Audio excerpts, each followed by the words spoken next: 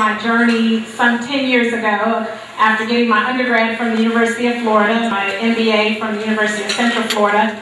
I quickly was whipped up in Atlanta from my husband and moved to Atlanta to experience the sky as the limit. And got into corporate America, and I was vice president with Bank of America for several years, and found myself sailing very quickly. I worked very hard, very dedicated, very committed. And so after losing my mom 10 years ago, I realized that there is more out there, and you deserve more, and so do I. And so I never wanted to give up on those little girl dreams that you told your mom. And you know, your daughters, your sons are probably telling you their little girl dreams, their little boy dreams. And I think so many of us stop dreaming. And so when I lost my mom, I decided to pick my dreams back up. And so I decided to start my own business, as Stephanie shared with you, my first business with Mary Kay, and I ran with it. And not only ran with it, but earned my first free car in 30 days and continued on with my first pink Cadillac. Thank you. And now sitting here 10 years later, driving my 7th free car from Mary Kay, which is a pink Cadillac. Seeing all those dreams that I told my mom that I would achieve, seeing them become a reality. And it truly has everything to do with my environment that I hang around. And my environment is very protected. And as we go through our panel, you'll hear a little bit more. But that is sort of my journey, and I continue on, which propelled me into a second business and a third business, and of course continuing my leadership with the National Coalition. I'm very honored to be the president of the Stone Mountain Lithonia chapter, and I just want to give you ladies a round of applause for being part of the national organization. Thank you, Tyler. Molly? Hi, my name is Molly Love, and I'm currently with Walden University. I'm the Director of Research and Sponsored Programs, which means that I'm the person that students and faculty look to when they're trying to get funding. They want the money, they come to me to see if they get funding to do their research. My path to how I came to be here was not nearly as motivated or organized as these two women who have spoken before me. I am the daughter of a migrant family or an immigrant family. I'm the first person in my family to go to college and get a PhD.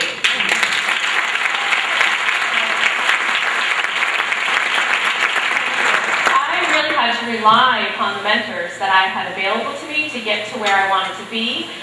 But interestingly enough, where I am now is not necessarily a reflection of what a traditional academic pathway leads you into teaching per se. I knew that I wanted to be involved in teaching, but in a different way of developing people, developing women, and helping them be able to identify their fullest potential. And before I came to Walden, I worked in a community-based research institute doing HIV/AIDS research. And that was very gratifying and fulfilling. But Walden has enabled me to broaden that perspective and work with all kinds of men and women in all fields of what they're interested in pursuing to implement effective social change. Thank you, Molly.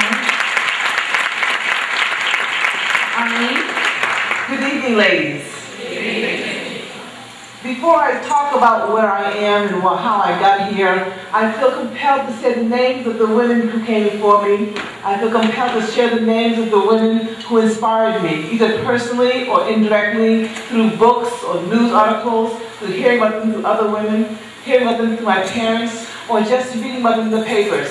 And so I call the name of Marion Wright Edelman, Sojourner Truth, Eleanor Roosevelt, Dee Dee Myers, Michelle Obama, Florence LaShore, Mother Teresa, Esperanza Moisa, Gu Jianan, Wilma Mankiller, and Dolores Huerta. Women who are black and white, Latina, who are Asian, who are from all different nationalities, who dared to go beyond the borders and the restrictions that the world put upon them to be great in their own ways. Women that as a child I read about and did not know how they would influence my life to be the woman that I am today. To know that I am a person whose life is committed to making sure that college access is available to everyone, that every child in America knows that if he or she wants to go to college, it may not be Spelman or Harvard or Yale or Georgia Tech. It may be some college, it may be Walden, or it may be University of Georgia. It could be any university or college. But that every child, if they want to go to college, she or he can. That each of us is a vehicle in some way that child going. I'm a first-generation college student myself. I'm the first in my family to go to college, but my mother went to college and graduated a year after I graduated. And then she went to Harvard graduate school, a year after I started graduate school. My grandmother left the hills and farms of Pennsylvania when she overheard her brother-in-law call her an incubator because she had 9 children. She chose to take her 8 daughters and said, I will be a single mother, rather than be behind the walls created by these men in this community to keep me and my girls back. Of course, my grandfather did follow her immediately after that. But she chose a path of empowerment. And when I think about empowerment, I think about the 7 steps and abilities of empowerment that I want to share with you today. I think it's important that each of us knows that our path to empowerment, being empowered women for our lives, our education, our children, means that you have to have the ability to make decisions about personal and collective circumstances that are yours. The ability to access information and resources such as are provided today in this forum for you. The ability to consider a range of options and opportunities from which you may choose. It does not have to be either or. It can be all for you if you should choose so. The ability to exercise assertiveness, to stand tall and strong and to be okay. The ability to have positive thinking skills about making change. You can be the change that you want to see, and you can be the change that you want to have for yourself. The ability to learn and access skills for improving personal and collective circumstances around you and in you. And the ability to inform others' perceptions that exchange, education, and engagement are important. But most importantly, that your growth is in your power. And the process begins here today, putting one foot before the other, to step into each and every one of your own greatness. Each of us on this panel has done that, and we today empower you to do that as well. Awesome, thank you. Before we hear from Maria, I just really hope that this is so, I love these panel discussions because it's wonderful to hear when women are so transparent and willing to be open and share and to, really share their own personal experiences and journeys. So I hope many of you are feeling led to ask questions because I personally want to hear more. So please make sure you are writing down your questions so that we can collect them at the end. All right, we're going to hear from Miss Maria Moore right now. Hello, everybody. I just want to start off by telling you all right now that there is no such thing as a coincidence. You are all here for a reason. You attracted this event with your mind. There is a connection that you have some kind of way with every single woman on this panel. Don't ignore it tonight. The choice that you make tonight could be the difference between your failure or your success. So I really want you guys to just keep that at the top of your mind.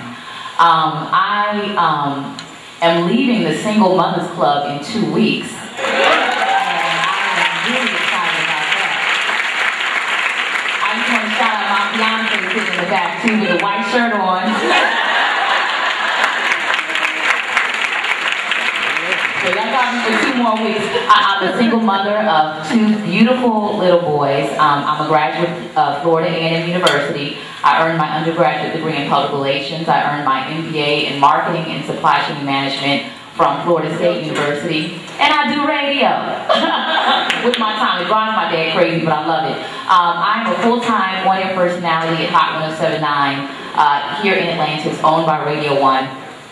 I've been doing radio for quite some time. I've been doing it full-time since 2005, and I just want to encourage all of the single mothers out there, the only limitations that exist are in your mind. So whatever you want to accomplish, just stay focused on that goal. A lot of people told me, well, there's no place for a single mother in hip-hop radio. I was like, I'm sorry, but my listeners are single mothers. And I connect with them and I understand, you know,